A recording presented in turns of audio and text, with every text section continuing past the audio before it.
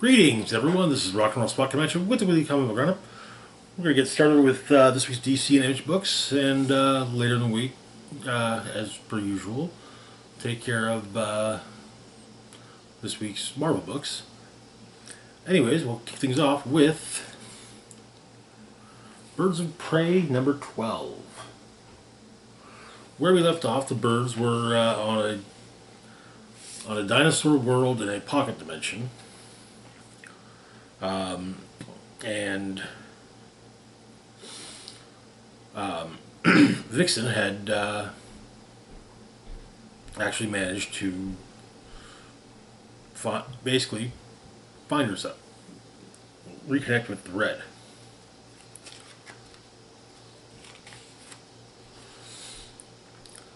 Just in time to start a fight with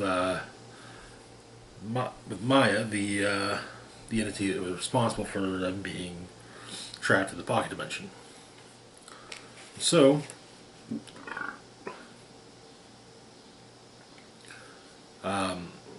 Canary attacks Maya with a canary cry, and then the birds leave via portal and end up on a cartoon world with all the various cartoon things occurring, such as anvils falling from the sky. But Vixen's able to find Barbara, and so that they're now all reunited.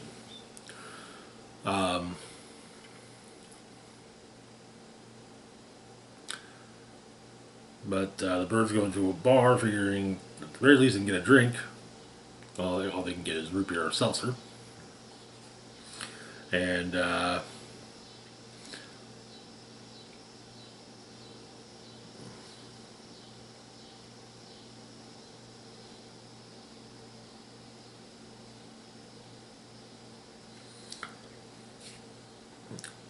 birds begin to work on what their plan is. With but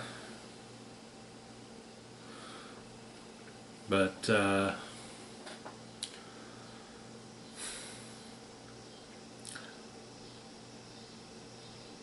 thought does come up of what happens if Maya dies, and they'd be lost in the portal, in the pocket dimension forever. But Barbara points out that if it was Scylla, her sister, who were to kill her, then perhaps Scylla would basically absorb her powers. However, because of the fact that the birds in the future killed Scylla's mother, Scylla and Maya's mother, it's not exactly an idea that Scylla wants to talk about. But the birds realize they do have to cause a disturbance to hopefully open the port. But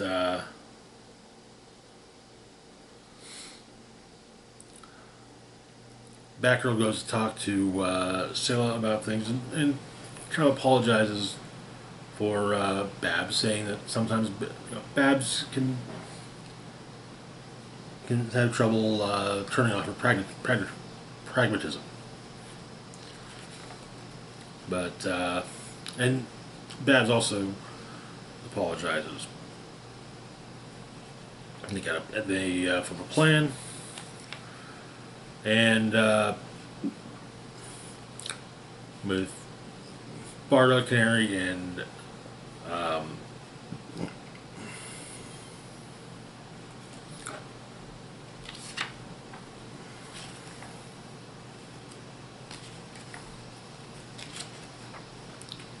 and Megara, basically causing chaos. The bunnies of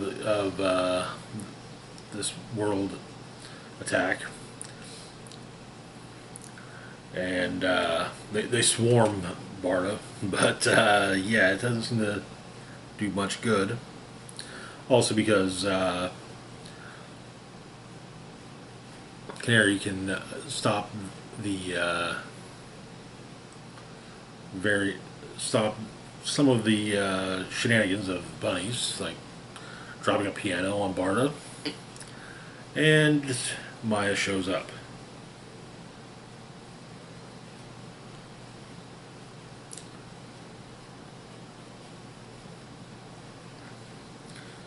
But Maya figures she'll just destroy it.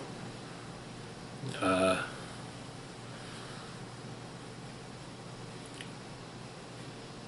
Destroy them, but Megara lets loose, and turns out that Megara, Maya was responsible for bringing sin to Megara.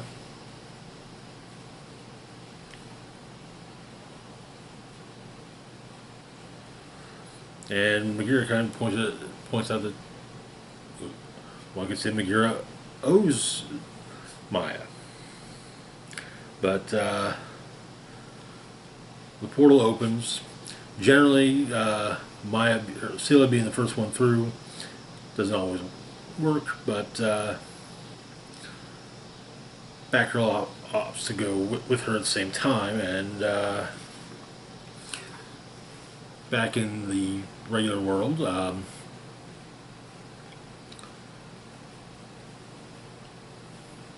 Meridian is trying to figure out what to do while Zealot paces. But John comes back.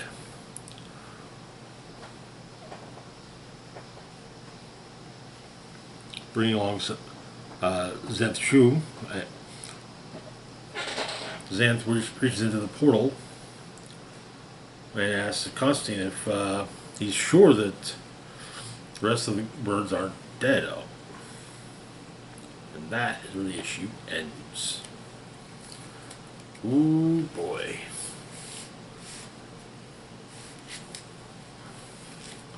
Moving on though to our next book, we've got Gotham City Sirens #1. So Gotham City Sirens is a 4-issue miniseries.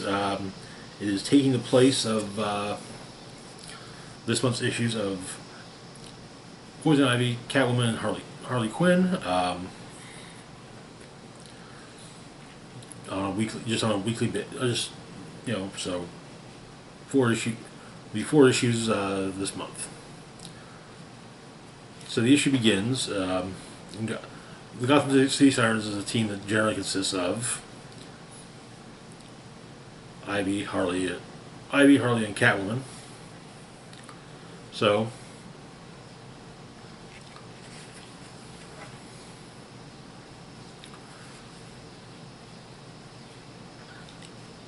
White Rabbit is on the run, and basically her Link, I guess, is approached by Catwoman, Jaina is approached by Catwoman, who has some questions. Elsewhere in Gotham,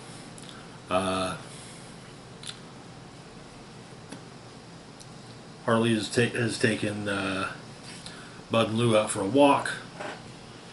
So she forgot to bring gloves, because, well, Bud and Lou take some big shits. Suddenly, a herd of buffalo runs through the park, and they're being hunted by 2 guys on 4-wheelers.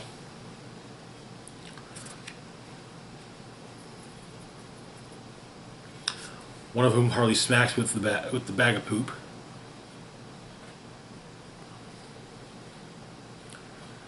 And takes his 4-wheeler. and then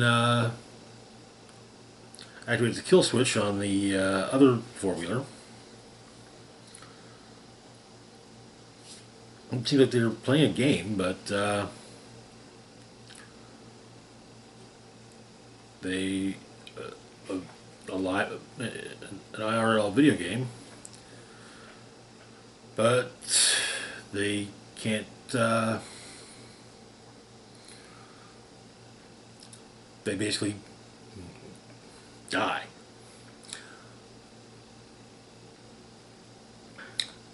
Elsewhere, there's an energy drink, XO Punch, being that's hit Gotham, which can't be manufactured in Gotham, but a new flavor has been released that can be sold. However, there appears to be a riot for cans of it. I was hearing about the XO Punch situation, and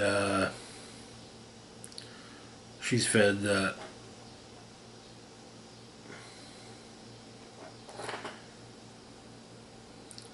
she's perhaps fed a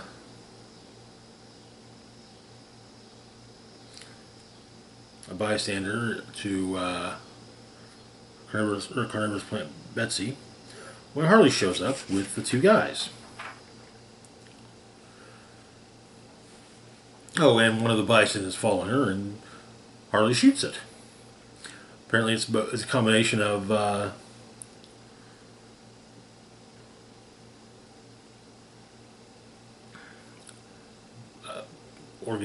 organic and tech parts. Also, Harley's dragged the two players, I guess, with her. Still unconscious, but she feeds them to Betsy. When Catwoman shows up, just in time for the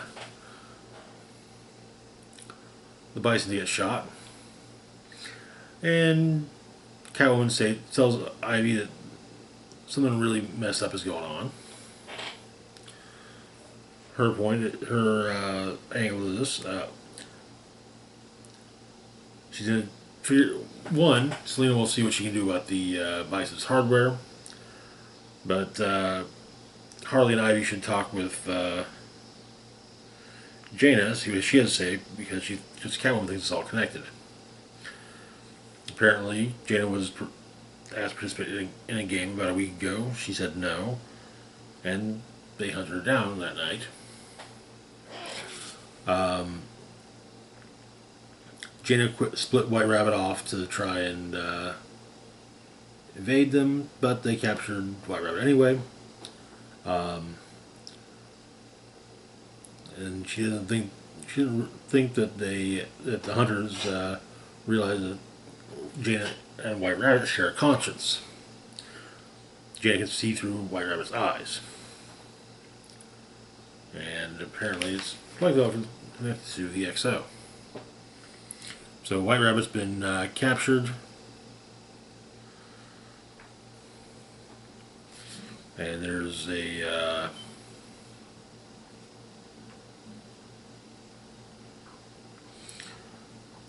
appears to be a pit that's held for players' retirement.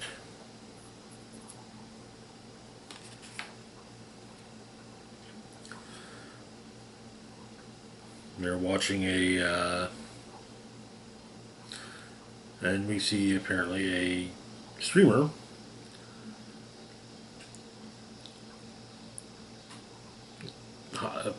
doing the inflatable hot tub bit, and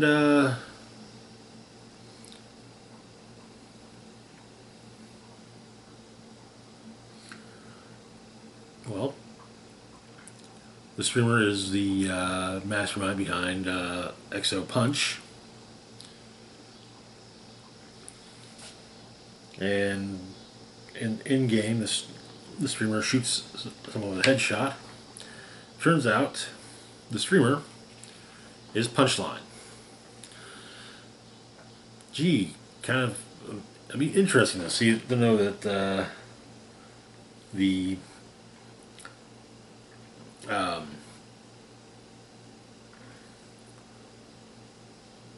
the drug that Punchline was pushing when the Royal Flush Gang tried to muscle in on Gotham was called XO, and now you got this energy drink called XO Punch. Coincidence? It's probably just a coincidence, I'm sure. But that is where the issue ends. Fun stuff.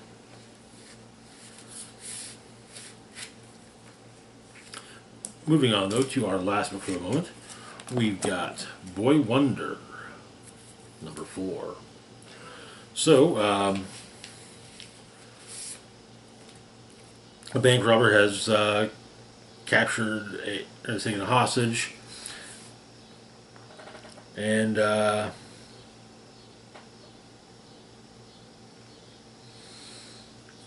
hostage is unmasked.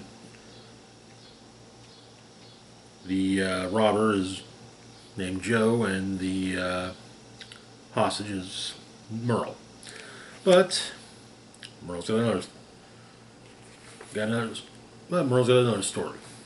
This time about his mother. Raised by the Demon's Head, Ra's al Ghul. And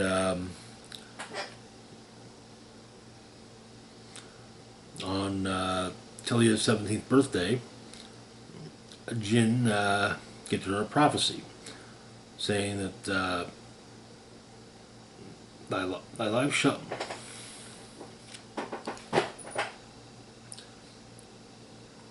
thy life shall be as this cup and go through 3 trials. One will shackle it, one will dent it, one will mend it.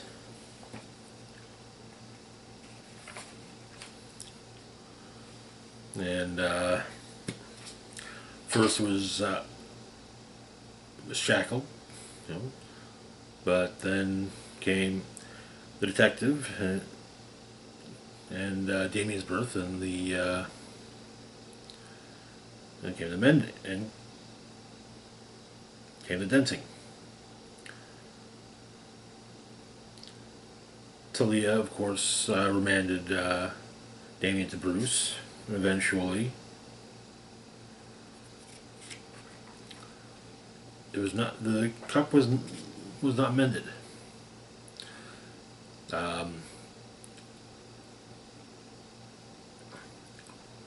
Ra's forced Damien to try and basically become him, but he did not wish to, but was still managed to defend himself. And Talia seems to side with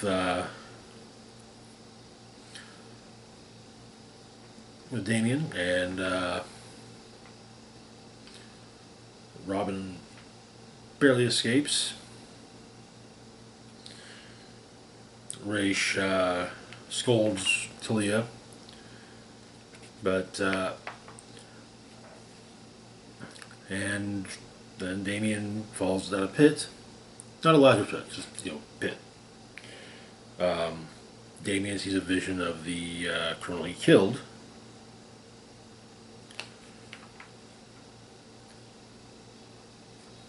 But Talia defends Damien.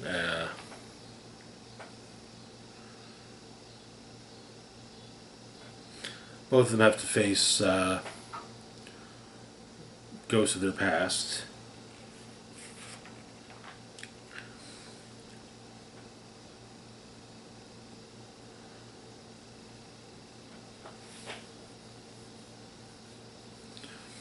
And the man that Damien killed in Gotham, his spirit basically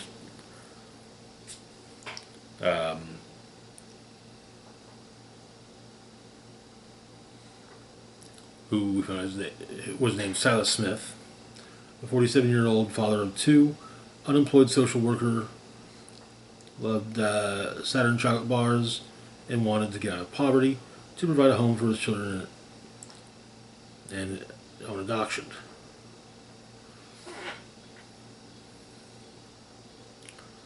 But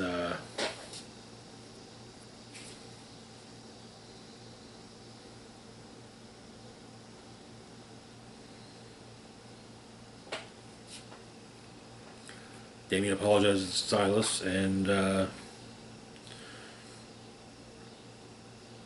Silas states that he'll be watching Damien. And then the cave that Talia and Damien are in, they find the blocked entrance. Just as it is cleared by Tim, Dick, Babs, and Jason. That is where the issue ends. Not the series, just the issue. Anyways, that's going to do it for now. As always, feel free to like, share, and subscribe. Links to my Facebook, Twitter, Blue Sky, Instagram, Mastodon, Patreon, PayPal can be found in the description box down below. This is Rock and Roll Spock signing off saying, live long and rock hard.